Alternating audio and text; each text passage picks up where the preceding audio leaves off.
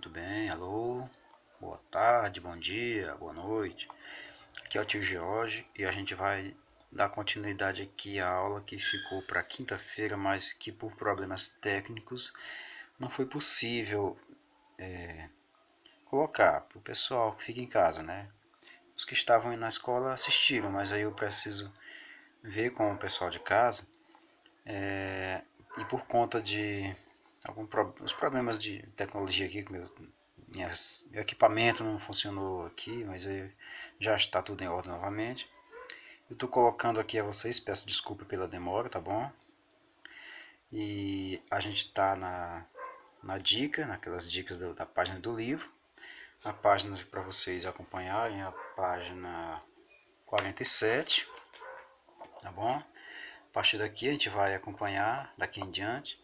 Sempre que aparecer o ícone da lâmpadazinha é porque a gente está fazendo dicas para vocês responderem as atividades, tá bom? Dando aquelas dicasinhas básicas para vocês não se perderem, para vocês compreenderem o assunto, porque o importante é você compreender o assunto. Quando você estiver fazendo a atividade, você vai aprender. Você assiste a aula para entender e você faz a atividade para aprender. Então vamos lá. Na página 47, nós temos aqui a imagem de um mapa. Não parece, mas é um mapa do século XVI, né? Onde aqui é representada Europa, África e Ásia. E alguns detalhes da época que o pessoal imaginava, por exemplo, criaturas marinhas, criaturas mitológicas, né, criaturas inventadas, enfim. E também embarcações, ó, em alto mar e um pedacinho da América, bem pequeno. Aqui é o seguinte, eu só quero saber de você como é que os europeus viam o mundo naquele tempo, né? O que é que você acha? Como era a visão europeia de mundo? Que esse mapa foi criado pelos europeus. Então, aqui no centro tem a cidade de Jerusalém, bem no centro do mapa. Você vai colocar só a sua compreensão do mapa. Por exemplo, a América é pouco caso mesmo aqui a América, né? Então você vai colocar que haviam 3 continentes, né? Ó, que, digamos assim, as dimensões elas eram iguais, os continentes iguais, ó, tamanho igual, enfim. A América aparece pouco aqui, é uma margenzinha pequena, né? E os oceanos é como se fosse assim um único oceano, né? Você pode perceber, não tem nome de oceano aqui, né? E o mapa também revela um pouco do conhecimento sobre a extensão real do mundo. O mundo conhecido, é claro, não tem Austrália, não tem Nova Zelândia, não tem nenhuma ilha do Oceano Índico aqui, nem nada. Então o conhecimento aqui do mundo, dos caras que elaboraram esse mapa foi pouco. Então vocês colocam mais ou menos assim, viu? 3 continentes do século XV e tal, enfim, Europa, África e Ásia, Jerusalém no centro, né? E o mapa, o mar desenhado da forma como eles imaginavam, tá bom? Na próxima questão, que é a 10ª, pergunta o seguinte, ó. Com o descobrimento da América, Portugal e Espanha travaram uma disputa política pela posse do Novo Mundo.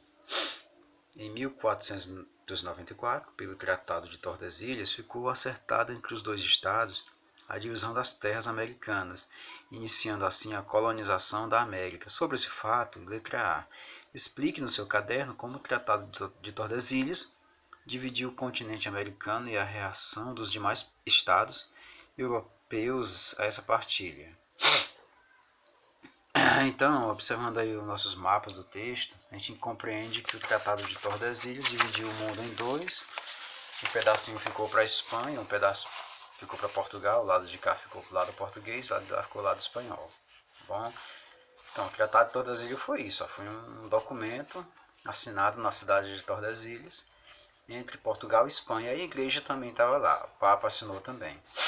Os demais estados, ou os demais países não gostaram da divisão, né? França, Inglaterra e Holanda não gostaram da divisão, tanto é que intensificaram cada vez mais a pirataria, tá bom?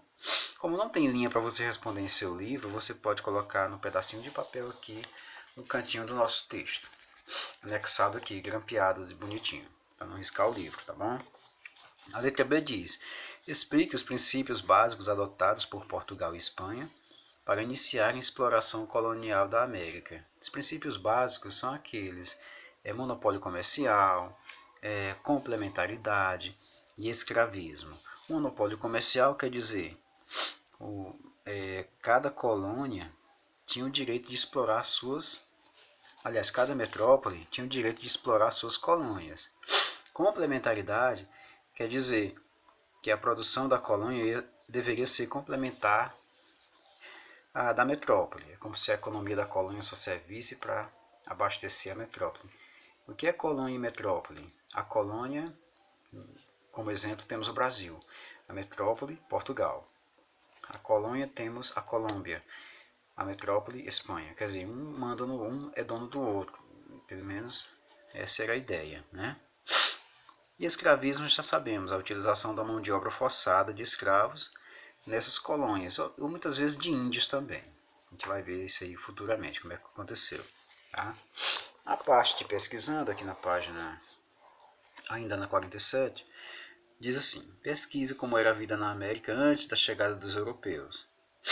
Certo, aí tudo bem, você vai pesquisar como é que era a vida aqui antes do europeu chegar, como é que as pessoas aqui viviam. Se haviam pessoas, é porque não houve descobrimento, né? Na verdade, o que houve foi uma anexação, uma invasão meio que velada, ou então a América sendo inserida no contexto econômico europeu, tá bom?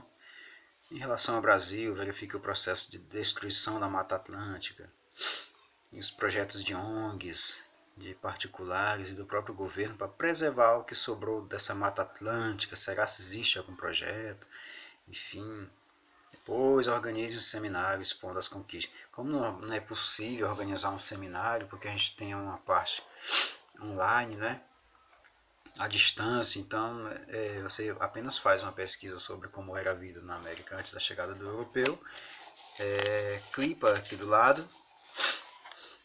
Se possível, encontrar alguma coisa a respeito de preservação da Mata Atlântica, coloque também, porque a Mata Atlântica foi muito destruída pelos europeus quando eles chegaram aqui na América, né? Tirando madeira de todo jeito. No nosso caso aqui, o pau-brasil foi em grande quantidade tirado aqui do nosso país, né? E depois você pode organizar aí bonitinho, letra bonitinha, enfim, não é possível apresentar, porque não estamos todos em classe, né? E vamos lá, né? Vamos continuar aqui. Aqui na página seguinte, a 48, a gente tem as questões de marcar, que é pensando no vestibular. A gente já tem que pensar mesmo no vestibular, porque não tá tão longe assim como a gente imagina não, né? Daqui a 2 anos vocês vão estar fazendo simuladão para o Enem, simuladão para FUVEST, para vestibulares aí do Brasil todo, né? Então vamos começar logo a imaginar isso de agora, né? Pensar um pouco no vestibular, temos aqui, ó, a chegada dos portugueses no Novo Mundo. Novo Mundo é América, viu, gente? Coincidiu quase com a dos franceses, que começaram logo mesmo o comércio de resgate. Na vastidão do litoral podiam ter passado anos sem se encontrar, mas o encontro foi fatal e não havia de ser amigável. Aí, em relação aos motivos dos conflitos entre Portugal e França, no Novo Mundo, pode-se afirmar corretamente que, como você já é espertinho, já deve saber qual que está marcado, então olha só. Com relação ao conflito entre Portugal e França, podemos afirmar que a presença dos franceses no novo território prejudicava o comércio dos portugueses, pois os franceses ofereciam ao comércio europeu preços mais vantajosos, uma vez que não tinha impostos a pagar. Então é porque o francês ele investia muitas vezes em pirataria, né? E os piratas não pagam impostos, então muitos deles aí pegavam, pilhavam navios e mercadorias e acabava tendo esse conflito de portugueses e franceses. Viu? Questão número 2 aqui, ó. A propósito da expansão marítimo-comercial europeia do século XV e XVI, pode-se afirmar que a centralização política fortaleceu-se com o descobrimento de novas terras. Claro, né, gente? Os reinados, o rei, por exemplo, Portugal tinha um reinado, né? Esse reinado ficou mais forte com a descoberta de novas terras. Afinal de contas, ficou mais rico o país, né? De tirar tudo das novas terras descobertas. Só que, assim, a longo prazo, Portugal até nem teve tanto lucro, assim, vamos dizer. A curto e a médio prazo ele teve, sim. Terceiro, olha só. A expansão marítima e comercial portuguesa foi fruto de um amplo processo de transformações no continente europeu a partir da crise final do sistema feudal. Entre os séculos XIV e o século XV, a formação do Estado absolutista português através da Revolução de Aves permitiu as condições mínimas para a aventura portuguesa sobre os continentes africano, asiático e americano. Um dos principais objetivos da expansão marítima e comercial portuguesa foram a necessidade de obter um novo mercado de matérias-primas e elevada carga tributária cobrada pelos turcos impedia isso, né? Ou seja, se a gente encontrar aqui um mapa passado, né, um mapa aqui, por exemplo, esse da página 39, nós percebemos o seguinte, ó, como Portugal ficava bem aqui no cantinho, aqui na Europa, né, para passar para as Índias por terra, ele tinha que enfrentar muitos povos aqui, muitas vezes pagar impostos muito caros a esses turcos, a italianos, enfim. Para ele saía mais em conta ele dar essa volta todinha no continente africano para chegar até as Índias e depois retornar até a Europa e comercializar a sua produção. É por isso que a questão correta é aquela, tá bom? Então vamos para a próxima, vamos ver aqui, ó. Quarta questão. No século XV, a burguesia europeia, apoiada por monarquias absolutistas, começou a lançar suas embarcações nos oceanos Atlântico, Índico e Pacífico, em busca de novos caminhos para o Oriente. A expansão marítima europeia dos séculos XV e XVI permitiu a formação de domínios coloniais que dinamizaram o comércio europeu. É a mesma coisa de dizer que a burguesia europeia conseguiu colonizar terras de outras regiões, de outros continentes. Viu? Domínios coloniais é a mesma coisa de colonizar outras regiões. Portugal, Espanha, conseguiram colonizar outras regiões. Portugal colonizou o Brasil, a Espanha colonizou o México, a Argentina, viu? A Inglaterra colonizou as 13 colônias que a gente chama hoje de Estados Unidos, tá bom? Então é isso, é complementaridade de domínio colonial europeu aqui, tá? Quinta. As grandes navegações do século XV e XVI operaram uma verdadeira revolução comercial, trazendo mercados amplamente vantajosos para a burguesia europeia. E em relação aos resultados da expansão ultramarina, pode-se afirmar que os europeus, com objetivos de expandir o comércio e propagar a fé cristã, destruíram patrimônios culturais em outras regiões do mundo. Isso é verdade, viu, gente? Eles destruíram patrimônios culturais, tanto materiais como imateriais, porque eles chegaram lá obrigando até as pessoas a aceitarem a religião que eles queriam obrigar as pessoas a seguir. Então, a destruição a patrimônios culturais, tanto materiais, como no caso de pirâmides astecas, né? No caso de outros monumentos que foram destruídos, foi muito grande, tá bom? A gente vai ver isso quando estiver estudando a América Portuguesa e a América Espanhola. A gente vai ver isso com detalhes. Aqui, por enquanto, é só questões de vestibular e muitas delas nós nem vimos ainda. É por isso que eu estou passando assim para vocês entenderem como funcionam essas questões de vestibular e como é que você marcaria se você tivesse numa situação real. Isso aqui é apenas uma simulação. Por ser uma simulação, por isso que a gente está vendo logo aqui como responde, viu, gente? Então, vamos lá. O processo de expansão ultramarina acabou por redefinir o mapa mundial dos séculos XV e XVI, com a descoberta da América e a possibilidade de um melhor conhecimento da África e Ásia por parte dos europeus. Ocorreram várias mudanças na mentalidade europeia.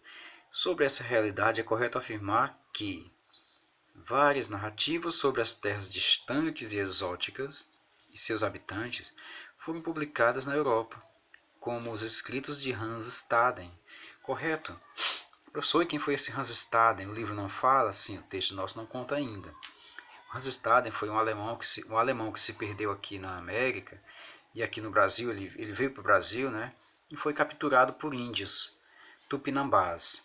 Os índios tupinambás eram índios canibais que devoravam outros seres humanos. Eles devoravam, faziam isso porque acreditavam que iam devorar a sabedoria do outro, a força do outro, enfim.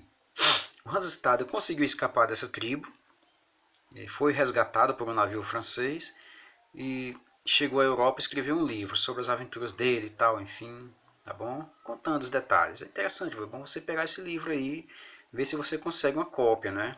Não apenas digital, PDF não, com uma cópia de verdade mesmo, né? Então nós temos aqui a sétima, vamos ver. Aqui é o seguinte, a gente vai analisar as assertivas, que é 1, 2, 3, 4 e 5, e ver quais estão corretas. Como a gente pode perceber aqui, está correta a 2, a 3 e a 4. E vamos ver por quê. Ó. Os portugueses chegaram ao Cabo das Tormentas, na África, certo, em 1488, sim, eles fizeram isso. A 3 está certa, os portugueses completaram o caminho para as Índias, navegando para o Oriente. Sim, exatamente, né? A outra, 4. Né? A coroa espanhola foi responsável pela primeira circunnavegação da Terra, iniciada em 1519, com Fernão de Magalhães. Sebastião Elcano chegou de volta à Espanha. Isso, exatamente. Foi a viagem de Colombo que foi imitada. Colombo sonhava em viajar em linha reta para o Ocidente, para chegar no Oriente. Vamos ver como é que isso acontece. Colombo imaginou o seguinte, que saindo da Espanha, viajando em linha reta, ele ia chegar aqui nas Índias, porque o mundo é redondo, né? Só que o Colombo não conseguiu, mas mais tarde o Fernão de Magalhães ele fez isso, né? Ele circulou o mundo todinho, ó, como vocês podem perceber nessa imagem. Ó. O Fernão de Magalhães ele veio logo aqui, ele parou em alguns pontos, depois ele fez esse movimento e os seus navios saíram aqui. Ó, e ele fez a circulação do mundo todinho. Essa partezinha vermelha aqui, ó. Então, o que Colombo tentou fazer, o Fernão de Magalhães conseguiu fazer pela Espanha. Interessante. Vamos para a oitava, vamos ver aqui. Ó. Ao contrário dos portugueses que buscavam atingir as Índias, contornando a costa africana, Colombo queria o quê? Colombo planejou atingir o leste, onde se encontravam as Índias viajando em sentido oeste, direto. Viu? Oeste é para lá, leste é para cá. Ele queria atingir o leste viajando para o oeste, porque ele sabia que o mundo era redondo, né? Naquele tempo as pessoas já tinham essa sabedoria da Terra ser esférica, então ele ia um dia chegar até o Oriente, né? Mais uma questão, depois a gente faz a outra. Aqui. A questão número 9 diz assim: dispostos a participar do lucrativo comércio de especiarias realizado pelos portos do Levante Mediterrâneo e controlado pelos venezianos, os portugueses buscaram um caminho alternativo. E em 1498, Vasco da Gama conseguiu chegar à Índia, né? Circulando ou circunnavegando a África. Tá bom, gente? Então, essa atividade do nosso livro é muito importante. Olha só, então aqui. Só perceber que Portugal chegou até as Índias circunnavegando a África, tá bom? Aqui as viagens portuguesas. Então, por enquanto é só. A gente na próxima aula continua. Onde vamos falar de mercantilismo e absolutismo. Dois assuntos muito importantes que a gente vai entender com detalhes, tá bom? Vai entender com detalhes e compreendendo, esse assunto vai servir para outros assuntos também. É uma linha do tempo a história, então uma coisa sempre vai puxar a outra. Então, obrigado por assistirem até aqui e até a próxima, gente.